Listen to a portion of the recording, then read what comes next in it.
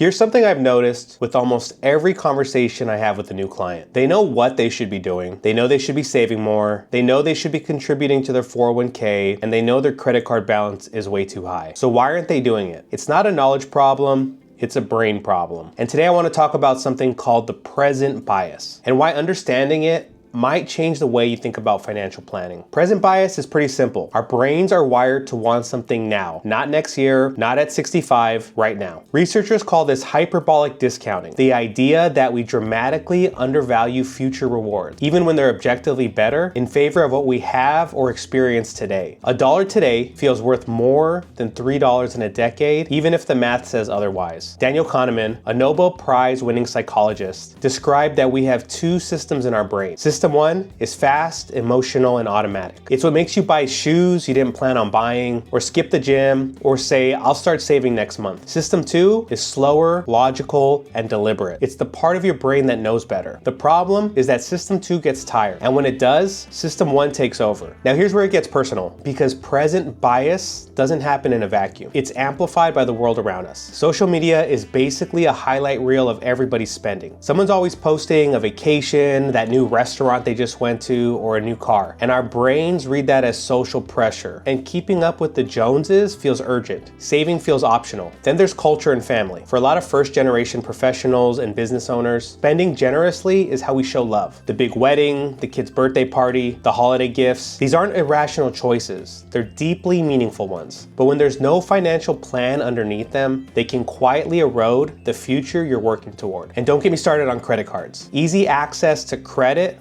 removes the natural friction that keeps us from overspending. When you can buy now and pay later, the pain of the purchase gets pushed so far into the future, you don't even think about it. Here's the good news. None of this means you're bad with money. It means you're human. And there are real practical steps that you can take to work with your brain and not against it. Step one, automate the important stuff. Set up automatic transfers to your savings and retirement accounts as soon as your paycheck hits. If the money moves before you see it, system one never gets a vote. Step two, use loss aversion in your favor. Research shows that we feel the pain of loss greater than the pleasure of gain. So instead of thinking, I should save more, try thinking, if I don't contribute at least up to the employer match, I'm literally leaving money on the table. That reframe tends to land a little bit different. Step three, introduce a cooling off period. Before non-essential purchase over a certain amount, maybe $100 to $200, give yourself 24 to 48 hours. Most of the time, the urge passes. That pause is giving system two a chance to catch up. Step four, make your future self feel real. One of the reasons we undersave for retirement is because it feels so abstract. It's this vague someday. But when you attach specific numbers and timelines to a goal, let's say you want to have X amount saved by 50 so you can work part-time, it becomes something your brain can actually engage with. And step five, find community over competition. This one is often underrated. If everyone in your social circle is constantly spending, it's kind of hard not to. But when you're around people who are also intentional about money, the pressure often shifts. You start to normalize savings and you stop feeling like you're missing out. And just so you're aware, even as a financial planner, I'm not immune to this. I've avoided hard conversations with clients because I wanted to avoid the discomfort. I've been guilty of putting off systems in my own practice because I just thought it would take too much time or I just didn't want to put the work in. So just remember, present bias shows up everywhere. That's why it's important to build structure where you can. It's not about willpower. Willpower runs out. Structures don't. So if any of this resonated with you, I'd love to help you create a plan that actually works with how you think, not how you think it should. This is the kind of stuff we talk about in financial planning conversations that actually help you get where you want to go. Not just the numbers, the thinking behind the numbers. If you ever want to dig into yours, reach out.